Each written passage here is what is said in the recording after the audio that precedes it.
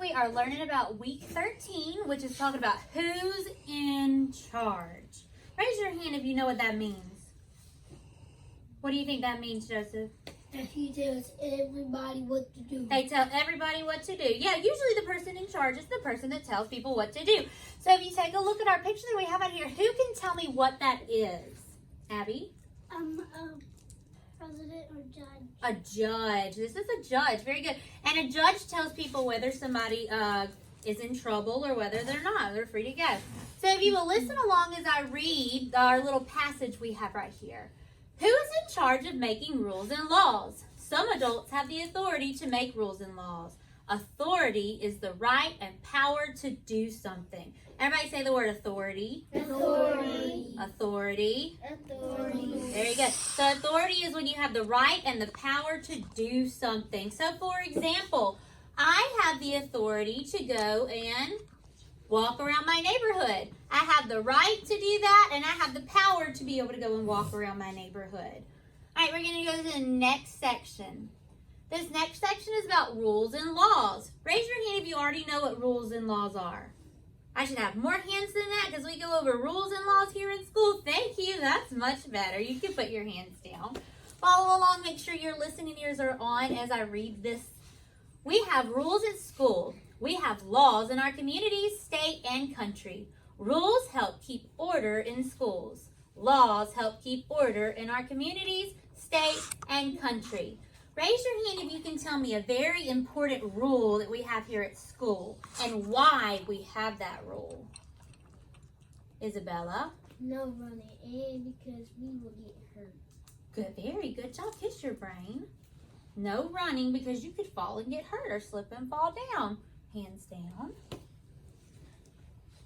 All right, this next one is called making and enforcing laws. Who do we notice in the picture right here? A police officer. A police officer. And a police officer's job is to enforce the law. They don't make the laws, but they have to follow them and they have to make sure everybody else is following the law. So listen as I read. Your parents and other citizens elect, which means vote for, leaders to make laws. Other people, like police officers, have the authority to make sure people obey the laws. So if you're breaking a law, they have the authority to come and make sure you're no longer breaking that law. That's their job. And then you have people who elect. Elect means what again? Who remembers? Vote for. Vote for our leaders, and our leaders are the ones that make the laws, and then we vote whether we want to pass those laws or not. Like President Trump. Exactly. All right, our next section, we're going to go over some rules at school. Teachers. All right, so if you see right here, we have a teacher with some students. Looks like they're having a good time doing some reading. At school, teachers and principals make the rules. They have the authority to make sure students obey the rules. So my authority is to make sure you obey the rules. Authority means what again? Who remembers what I said? Obey. Obey. No. Authority is you have the right or the power. I have the right and the power. So it is my right and my power to make the rules and make sure you're following the rules. That's right. Principal and teachers at and school. you're kind of like a police officer at school. Well, I will take that as a compliment. A police officer at school. All right, we're going to look at the next part. This one is school property. This is one of our pride words. Taking care of our school property, showing respect. All right, so students must take care of school property like books and computers. Students must respect others and keep their hands and feet to themselves. What are some other rules at your school? So let's talk about the rules that they just went over, and we'll talk about some other ones that we have here. So one of the rules that it talked about was to take care of school property like books and computers. Why do we want to make sure we take care of our books and our computers? Joseph? Because our mom will have to pay for them if we break them. Oh, yeah, we don't want to break them because then somebody has to pay for them. And are they cheap? No. No, so we don't want to break them. Why else do we want to make sure we take care of our school property? Does it belong to us? No. No, and when you borrow something from somebody, you always want to make sure you take really good care of it. That's showing responsibility. All right, then the next rule that they said, students must respect others and keep their hands and their feet to themselves. Why do we want to keep our hands and feet to ourselves, Dylan? Because when you don't, they get hurt too. Somebody could get hurt. Very good. I like it. I don't like somebody getting hurt, but I like how you're thinking. Just your brain. We don't want to hurt anybody else. And also, something we're talking about right now, we don't want to put our hands and feet on other people. Why? Because of germs. Germs. Very good. We don't want to spread germs. Very important. Now, what are some rules that we have here at school? Abby? Don't run in the classroom because you might bump into a table or something else and you will fall. You say jumping or running? Running. Running in the classroom. Very good. A classroom is not a place to run. Because if you look around, there's not a whole lot of room to be running around in here. You could fall and get hurt. Very good. Push your brain. Also, Isabella, Dylan, and Abby are the best. Broke it, and then you would have to pay for it, and they're not cheap. Exactly. Very good. Isabella, what's another school rule? Don't play tag inside or outside. Don't play tag. Why don't we want to play tag?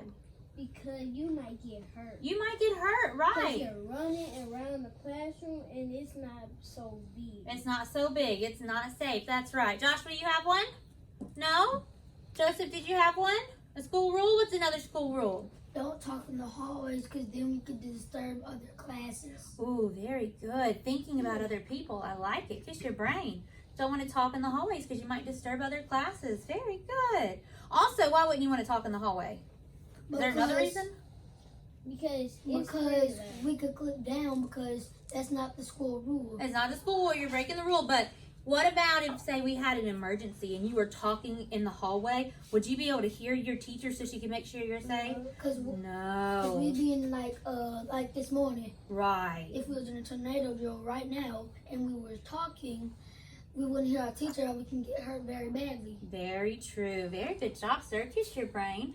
We're going to move to the next part, rules and consequences. Raise your hand if you know what the word consequence means. That's a big word. Trey, what does the word consequence mean?